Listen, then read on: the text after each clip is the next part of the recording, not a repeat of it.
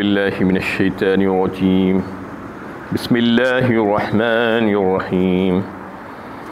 وَيَا قَوْمِ مَا لِي أَدْعُوكُمْ إِلَى النَّجَاةِ وَتَدْعُونَنِي إِلَى النَّارِ۔ اے میری قوم کے لوگو، آخر یہ کیا بات ہے کہ میں تم کو نجات کی طرف بلاتا ہوں اور تم مجھ کو جہنم کی آگ کی طرف بلاتے ہو۔ یہ سورہ مومن کی 41ویں آیت ہے۔ پچھلی آیت میں یہ موضوع پر بات چل رہی تھی کہ جو کوئی بھی ایمان کے ساتھ عمل صالح اختیار کرے گا، چاہے وہ مرد ہو یا عورت، تو اللہ تعالیٰ اس کے بڑے قدردان ہیں۔ ان لوگوں کو جنتوں میں داخل فرمائیں گے اور پھر وہاں پر انہیں بے حد و حساب روزی اور نعمتیں عطا کی جائے گی، اور پھر وہ جو ہے کبھی ختم نہیں ہوگا ان کا رزق اور نعمتیں جو ان کو وہاں پر دی جائے گی۔ اور اس میں جو ایک بات واضح فرمائی گئی تھی کہ چاہے مرد ہو یا عورت، یعنی اللہ کی نظر میں دونوں برابر ہے، اس میں کوئی فرق نہیں ہے۔ صرف اللہ تعالیٰ نے جو دونوں کی تخلیق فرمائی ہے اس کو الگ الگ انداز میں تخلیق فرمایا ہے، اس لیے دونوں کی ذمہ داریوں کو الگ الگ رکھا گیا ہے۔ اس لیے کچھ اختیارات مرد کو دے کر رکھے گئے ہیں، کچھ قدرت دی گئی ہے اس کو تاکہ وہ زندگی گزارے اس کے ساتھ مل کر۔ لیکن کوئی اگر مرد یہ سمجھتا ہے کہ میرے پاس جو اختیارات ہے، جو قدرت دی گئی ہے، اس کا میں جو جیسے چاہے استعمال کروں گا، تو اللہ تعالیٰ کہہ رہے ہیں کہ ایسا استعمال تم نہیں کر سکتے، کیونکہ تم کو یہ بات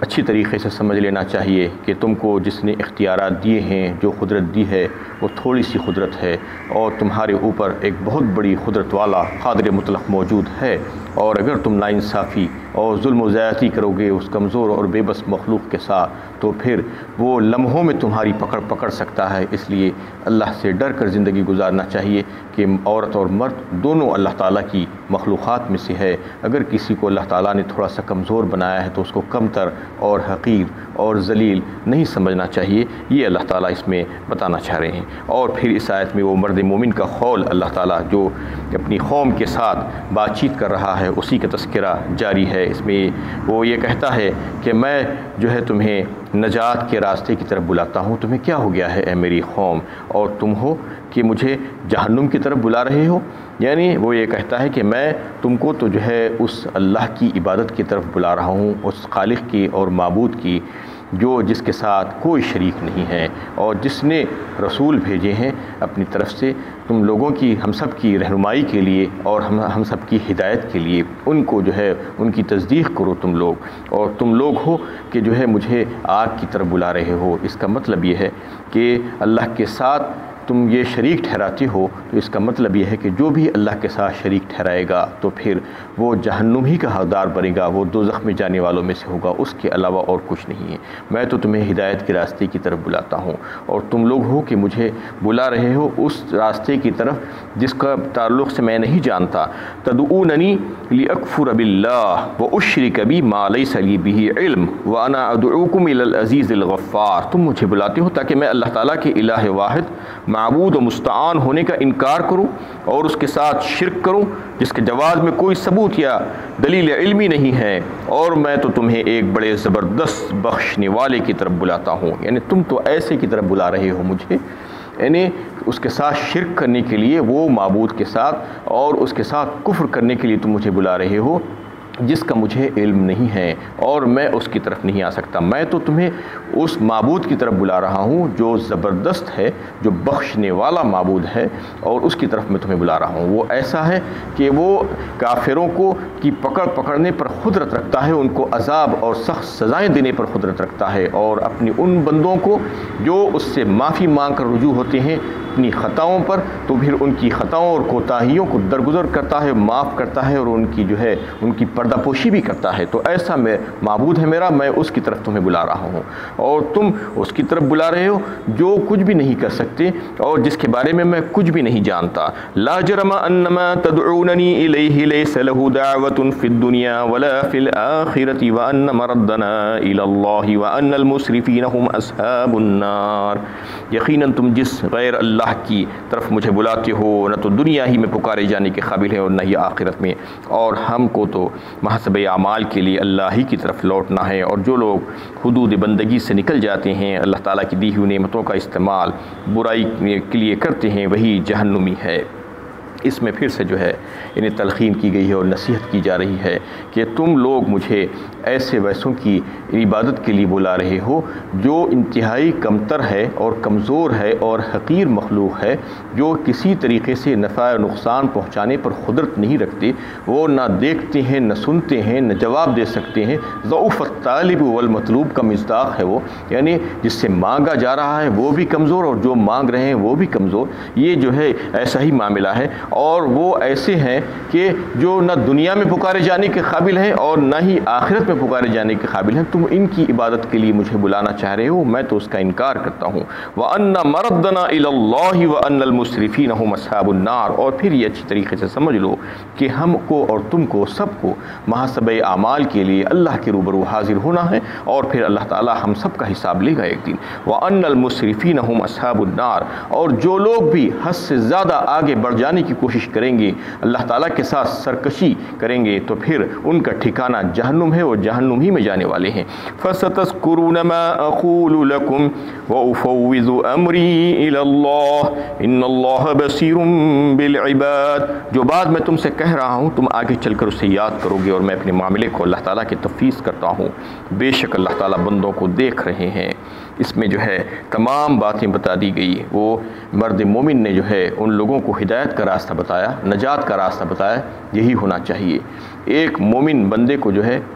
دوسرے اپنے بھائیوں کے سامنے اللہ تعالیٰ کی توحید کو رکھنا چاہیے، اور اسی کی بندگی کرنے کے لیے ان کو جو ہے نصیحت کرنا چاہیے، نہ کہ غیر اللہ کے ساتھ شرک کرنے اور ان کی اور ان کے وہاں جانے کے لیے۔ یہ مرد مومن نے جو ہے وہ تمام نصیحت کر دی، اور کرنے کے بعد یہ کہہ دیا کہ میں نے تم کو جو نصیحت کی ہے وہ تمہیں آج سمجھ میں نہیں آ رہا ہے، لیکن آگے چل کر بہت جلد تم اس بات کو سمجھ جاؤ گے کہ میں تم کو جو بات بتا رہا تھا وہ بات کیسی درست بات تھی، اور جس چیز سے میں تمہیں روک رہا تھا اس کی قباحت اور اس کی جو ہے خرابی تمہارے سامنے جو ہے کھل کر آ جائے گی۔ اب میں لہٰذا وَأُفَوِّضُ أَمْرِي إِلَى اللَّهِ، میں اپنا معاملہ اللہ تعالیٰ کے سپرد کرتا ہوں، اللہ تعالیٰ کے حوالے کرتا ہوں، میں اللہ تعالیٰ ہی پر بھروسہ رکھتا ہوں اور اسی سے مدد اور استعانت طلب کرتا ہوں، اور میں تم سے خط تعلق ہوتا ہوں اور اظہار بیزارگی کرتا ہوں تمہارے ان تمام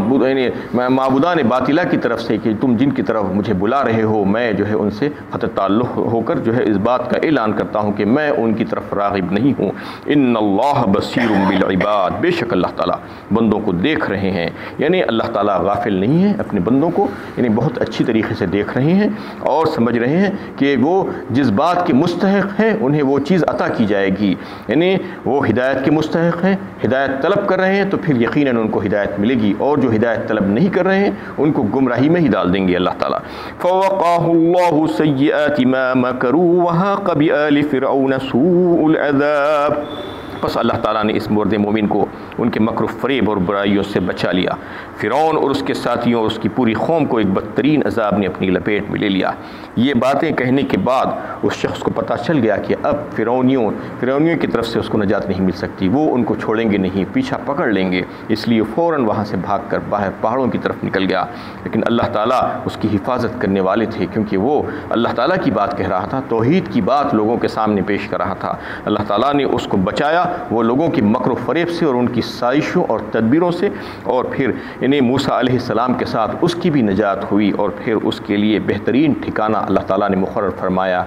جنت۔ اور پھر جو لوگ اس کے مخالفین تھے فرعون اور اس کے ساتھیاں، وہ ان کے لیے جو ہے اللہ تعالیٰ نے آگ رکھی ہے، اور پھر وہ اس میں چلے جائیں گے۔ النار یعرضون علیہا غدوا وعشیا ویوم تقوم الساعة ادخلوا آل فرعون اشد العذاب، دوزخ کی آگ ہے جس کے سامنے وہ صبح و شام لائے جاتے ہیں، وہ جس دن قیامت برپا ہوگی فرعون اور آل فرعون سخت ترین عذاب میں داخل کر دو کہا جائے گا۔ اس میں جو ہے عذاب قبر کا تذکرہ ہے اس آیت میں. جو عذاب قبر کے منکرین ہیں ان کے لیے اس میں جو ہے یعنی بات ہے کہ بتائی جا رہی ہے. النار یعرضون علیہا غدوا وعشیا، دوزخ کی آگ ہے جس کے سامنے وہ صبح و شام لائے جاتے ہیں، اور پھر اس کے بعد جب قیامت قائم ہوگی تو اشد عذاب، یعنی یہ قیامت سے پہلے کا منظر ہے. جو برزخ میں قبر میں یعنی جہاں پر بھی جو ہے یعنی انسان کو رکھا جاتا ہے مرنے کے بعد قیامت سے پہلے تک، تو اس میں بھی عذاب ہوتا ہے. اس کی جو ہے اللہ تعالیٰ تصدیق کر رہے ہیں اس آیت میں، اور بے شمار احادیث اس سلسلے میں ملیں گی. جو منکرین عذاب قبر ہے، عذاب قبر کا انکار کرنے والی بھی ایک قوم ہے. مسلمانوں میں سے بہت سے ایسے ہیں جو یہ ماننے کے لیے تیار نہیں ہے کہ عذاب قبر ہے. وہ کہتے ہیں کہ عذاب قبر وغیرہ کچھ نہیں ہے، یعنی محشر جب قائم ہوگا، قیامت جب قائم ہوگی تو اس وقت اللہ تعالیٰ فیصلے فرمائیں گے، اس کے بعد ہی جنت یا دوزخ ملے گی، اس سے پہلے کچھ بھی نہیں ہوگا. بس قبر میں ایسے ہی مردے کو رکھ دیا جاتا ہے، اس کے ساتھ کسی قسم کا کوئی معاملہ نہیں ہوتا. لیکن اس آیت کی روح سے اور بے شمار احادیث، حضرت عائشہ رضی اللہ تعالیٰ عنہا جو ہے اس حدیث کو روایت کرتی ہیں، پوچھا نبی صلی اللہ علیہ وسلم سے، جو بخاری شریف کی حدیث ہے،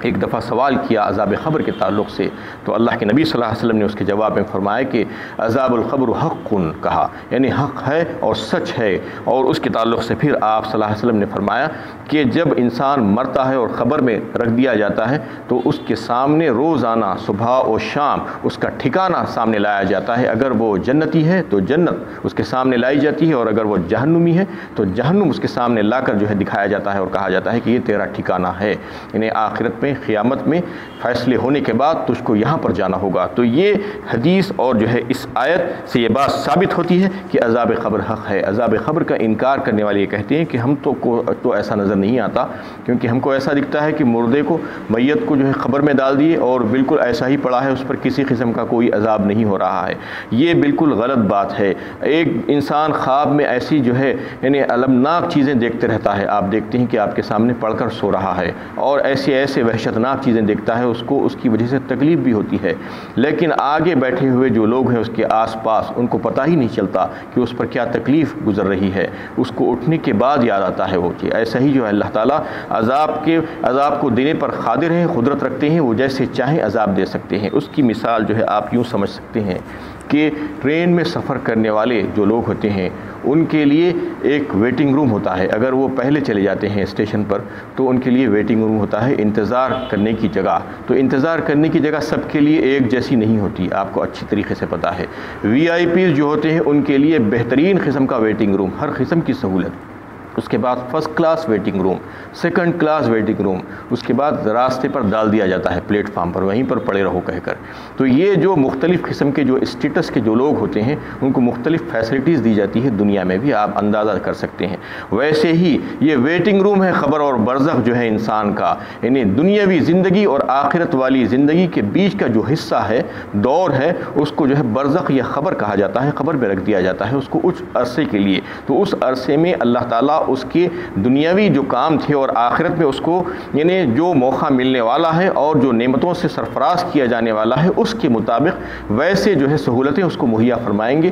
اور جو عذاب کا مستحق ہوگا، آگے جہنم میں جانے والا ہوگا، تو اس کے لیے کہا گیا ہے کہ وہ جہنم کے گڑھوں میں سے ایک گڑھا ہوگا. اور اگر جنت میں جانے والا ہوگا، جنت کا مستحق ہوگا، تو پھر وہ جنت کی کیاریوں میں سے ایک کیاری ہوگی اور باغیچوں میں سے ایک باغیچہ ہوگا اس کی قبر. یہ جو ہے انکار کرنے والوں کے لیے اس میں جو ہے اس کی نفی کر دی گئی ہے. وَإِذْ يَتَحَاجُّونَ فِي النَّارِ فَيَقُولُ الضُّعَفَاءُ لِلَّذِينَ اسْتَكْبَرُوا إِنَّا كُنَّا لَكُمْ تَبَعًا فَهَلْ أَنْتُمْ مُغْنُونَ عَنَّا نَصِيبًا مِنَ النَّارِ. اور وہ بھی کیسا وقت ہوگا جب کہ کفار دوزخ میں ایک دوسرے سے جھگڑنے لگیں گے. ضعیف الاعتقاد لوگ اپنے متکبر رہنماؤں پیشواؤں سے کنزن کہیں گے کیا ہم دنیا میں تمہارے ساتھ تھے، تمہاری اتباع کیا کرتے تھے، تو کیا تم دوزخ کا کچھ عذاب ہم سے دور کر سکتے ہو. قال الذين استكبروا إنا كل فيها إن الله قد حكم بين العباد. ان کے متکبر کہیں گے کہ ہم سبھی اس میں پڑے ہوئے ہیں، کون کس کی مدد کر سکتا ہے. یقیناً اللہ تعالیٰ اپنے بندوں کے درمیان فیصلہ کر چکے ہیں. اس میں جو ہے انہیں فیصلے ہو جانے کے بعد جو لوگوں کا حال ہوگا اس کا تذکرہ اللہ تعالیٰ فرما رہے ہیں. بے شمار صورتوں میں آپ کو یہ تذکرہ ملے گا، اس سے پہلے بہت سی صورتوں میں